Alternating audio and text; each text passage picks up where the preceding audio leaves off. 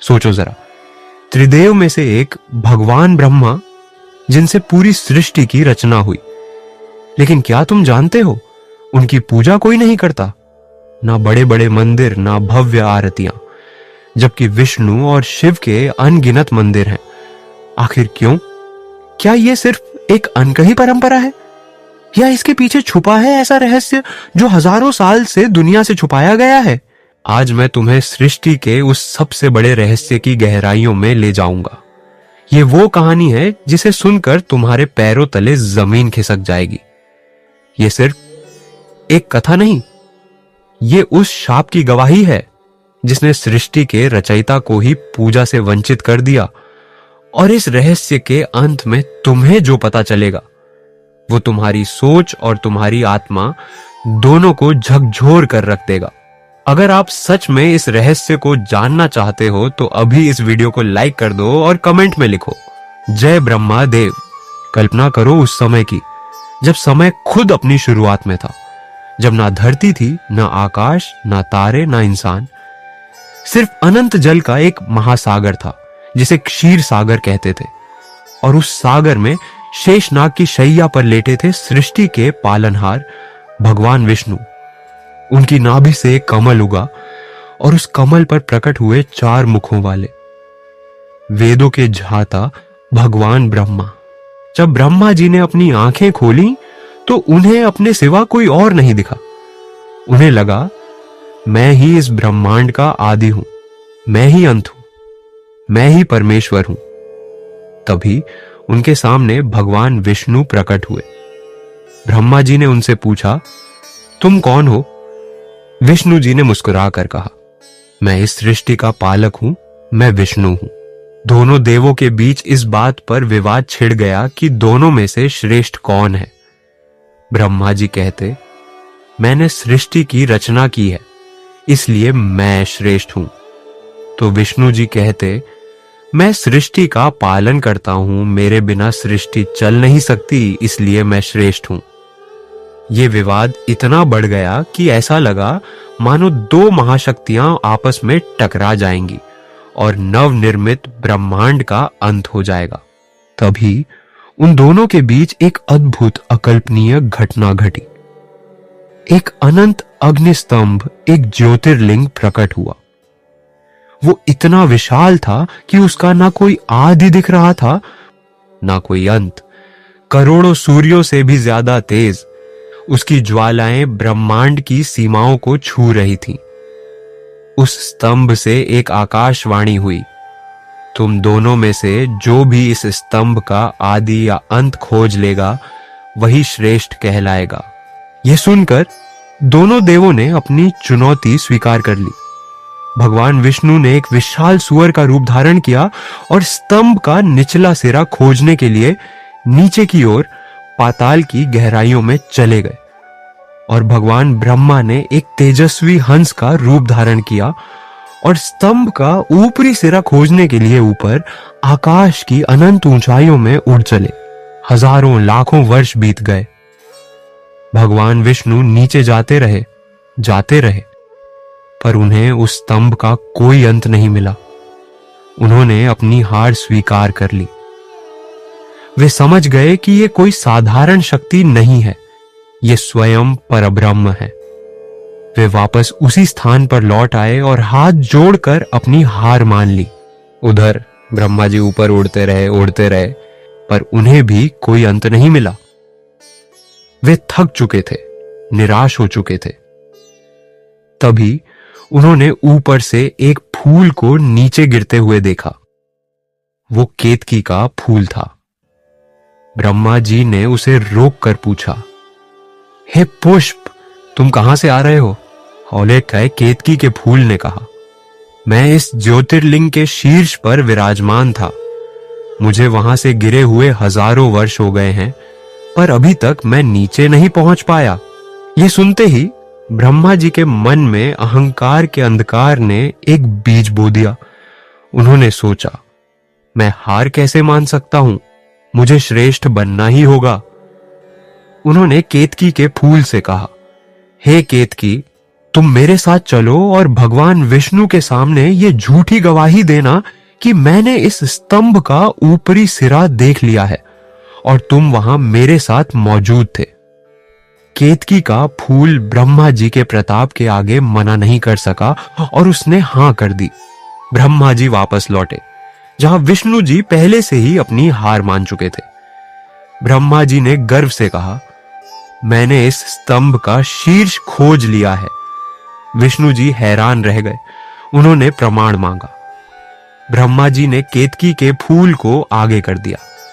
केतकी के फूल ने कांपते हुए झूठी गवाही दी, हां, मैं भगवान ब्रह्मा के साथ शीर्ष पर ही थी। इन्होंने सच में अंत देख लिया है।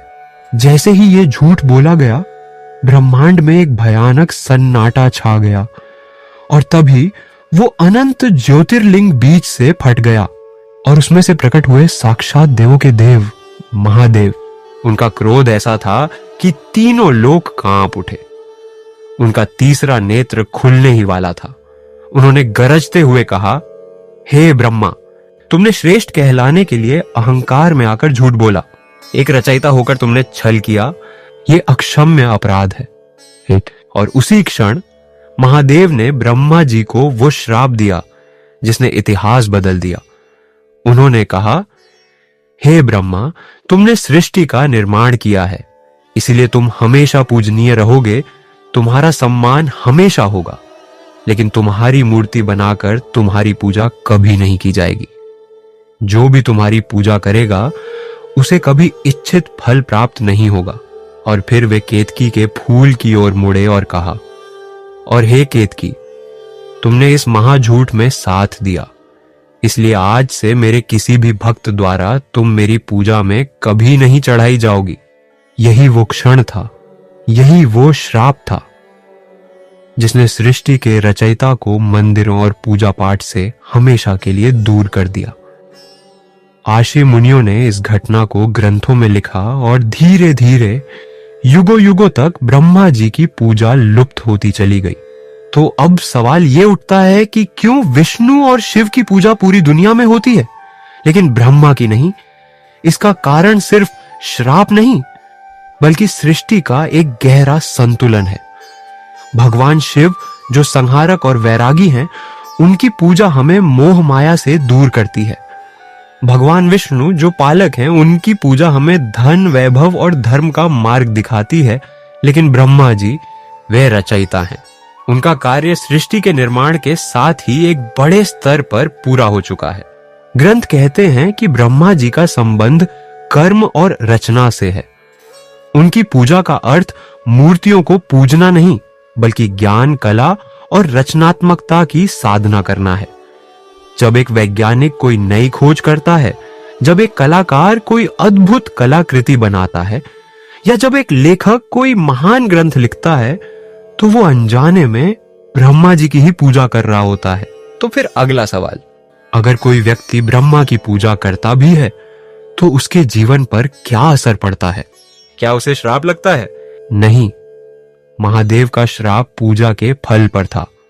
इसका अर्थ है कि अगर कोई धन, संतान या मोक्ष की कामना से ब्रह्मा जी की पूजा करेगा, तो उसे वो फल नहीं मिलेगा जो शिव या विष्णु की पूजा से मिलता है। लेकिन अगर कोई सिर्फ ज्ञान और सृजन की शक्ति पाने के लिए ब्रह्मा जी का ध्यान करता है, तो उसे ब्रह्मा जी का आशीर्वाद अवश्य मिलता है। ये एक गुप्त कुंजी है जिसे बहुत कम लोग जानते हैं। लेकिन क्या तुम जानते हो, भारत में एक ऐसी गुप्त जगह है जहां आज भी ब्रह्मा जी की पूजा होती है। वो जगह है राजस्थान का पुष्कर। ये दुनिया का एकमात्र प्रसिद्ध ब्रह्मा मंदिर है और लोग मानते हैं कि यहां चमत्कार होते हैं। कथा के अनुसार जब ब्रह्मा जी यहां यज्ञ कर रहे थे, तो उनकी पत्नी देवी सावित्री समय पर नहीं पहुंच सकी। यज्ञ का समय निकला जा रहा था, इसलिए ब्रह्मा जी ने देवी गायत्री से विवाह कर यज्ञ पूरा किया। जब देवी सावित्री वहां पहुंची, तो क्रोध में आकर उन्होंने ब्रह्मा जी को श्राप दिया कि इस पुष्कर को छोड़कर पूरी पृथ्वी पर तुम्हारी पूजा कहीं नहीं होगी। महादेव के श्राप के बाद यह दूसरा श्राप था जिसने ब्रह्मा जी की पूजा को केवल एक ही स्थान तक सीमित कर दिया। लेकिन कहते हैं कि पुष्कर में जो भी सच्चे मन से ब्रह्मा जी से प्रार्थना करता है, उसकी रचनात्मक शक्तियां जागृत हो जाती हैं। उसे जीवन में एक नई दिशा मिलती है। मैं तुम्हें एक ऐसे ही इंसान की कहानी सुनाता हूं। सदियों पहले एक महान विद्वान था जिसका नाम था विद्यानंद। वो वेदों और शास्त्रों का ज्ञाता था, पर उसके मन में एक बेचैनी थी। वो एक ऐसा ग्रंथ लिखना चाहता था जो सृष्टि के सारे रहस्यों को खोल दे, पर उसके पास ज्ञान तो था, लेकिन वो सृजन की शक्ति नहीं थी। शब्द उससे रूठे हुए थे। उसने हर देवता की पूजा की, हर तीर्थ यात्रा की, पर उसे कोई रास्ता नहीं मिला। वो निराश होकर अपनी जिंदगी खत्म करने की सोचने लगा। तभी एक बूढ़े संत ने उसे पुष्कर जाने को कहा। उन्होंने कहा, पुत्र, तुम उस देवता के पास जाओ जिसे दुनिया भूल चुकी है। तुम सृष्टि के रचयिता से प्रार्थना करो। विद्यानंद के पास खोने को कुछ नहीं था। वो पुष्कर पहुंचा। उसने वहां ना कोई मन्नत मांगी, ना कोई चढ़ावा चढ़ाया। वो बस ब्रह्मा जी की मूर्ति के सामने बैठ गया और रोते हुए बोला, हे रचयिता, आपने पूरे ब्रह्मांड की रचना कर दी, पर आप मेरी मदद क्यों नहीं कर रहे? मुझे धन नहीं, वैभव नहीं, मुझे बस ज्ञान को शब्दों में पिरोने की शक्ति दे दो। वो कई दिनों तक वहीं बैठा रहा, और फिर एक रात जब वो ब्रह्मा जी का ध्यान कर रहा था, तो उसे कोई दिव्य दर्शन नहीं हुआ, ना कोई आकाशवाणी हुई। बस अचानक उसके मन के सारे ताले खुल गए। उसके दिमाग में विचार एक नदी की तरह बहने लगे। शब्द ऐसे प्रकट हो रहे थे मानो स्वयं देवी सरस्वती उसकी जिह्वा पर विराजमान हो गई हो। विद्यानंद वापस अपने आश्रम लौटा और उसने लिखना शुरू किया। उसने एक ऐसे ग्रंथ की रचना की जो आज भी ज्ञान का भंडार माना जाता है। उसकी जिंदगी पलट गई। उसे कोई सोना चांदी नहीं मिला। उसे मिला ज्ञान का वो महासागर जिसकी उसे तलाश थी। वो समझ गया कि ब्रह्मा जी की पूजा का फल भौतिक नहीं, बल्कि आत्मिक और बौद्धिक होता है। और जब ये सब हो रहा था तो क्षीर सागर में लेटे भगवान विष्णु मंद मंद मुस्कुरा रहे थे। वो जानते थे कि ब्रह्मा जी का श्राप असल में एक वरदान है, जो उन्हें सांसारिक इच्छाओं की पूर्ति से मुक्त करके केवल ज्ञान के देवता के रूप में स्थापित करेगा। कैलाश पर बैठे महादेव भी ध्यान में लीन थे, पर उनके चेहरे पर एक शांत स्वीकृति थी। उनका मौन इस बात की गवाही दे रहा था कि सृष्टि का संतुलन बना हुआ है। और मां पार्वती ने मुस्कुराकर उस विद्वान को आशीर्वाद दिया, क्योंकि वो जानती थी कि ज्ञान से बड़ी कोई शक्ति नहीं है। ये त्रिदेव का मौन और आदिशक्ति का संकेत ही इस रहस्य की सबसे बड़ी गवाही है। वो श्राप और वरदान हमेशा के लिए ये तय कर गया कि ब्रह्मा की पूजा मंदिरों में घंटियां बजाकर नहीं, बल्कि शांत बैठकर ज्ञान और कला की साधना करके होगी। मेरे प्यारे दोस्तों, सृष्टि के कर्ता होने के बावजूद पूजा से वंचित रहना, यही है ब्रह्मा जी का सबसे बड़ा रहस्य। ये कोई सजा नहीं है, ये एक दिव्य जिम्मेदारी है। ब्रह्मा जी हमें सिखाते हैं कि सबसे बड़ी पूजा कर्म है, रचना है। जब तुम कोई अच्छा काम करते हो, कुछ नया सीखते हो या किसी की मदद के लिए कोई नई राह बनाते हो, तो तुम ब्रह्मा जी की ही पूजा करते हो। लेकिन याद रखो, जिसने इस रहस्य को समझ लिया, उसकी आत्मा ब्रह्मा के ज्ञान से भर जाती है। और जब ज्ञान आ जाता है तो धन, सुख और शक्ति खुद चलकर उसके जीवन में आने लगते हैं, क्योंकि ज्ञान ही वो असली शक्ति है जिससे बाकी सब कुछ पाया जा सकता है। अगर आप चाहते हो कि ये अनसुना रहस्य और लोगों तक पहुंचे, तो अभी इसी वक्त चैनल को सब्सक्राइब कर दो और इस वीडियो को अपने अपनों तक जरूर शेयर करो, क्योंकि जो सृष्टि के रहस्यों को दूसरों तक पहुंचाता है, उस पर देवताओं की कृपा सब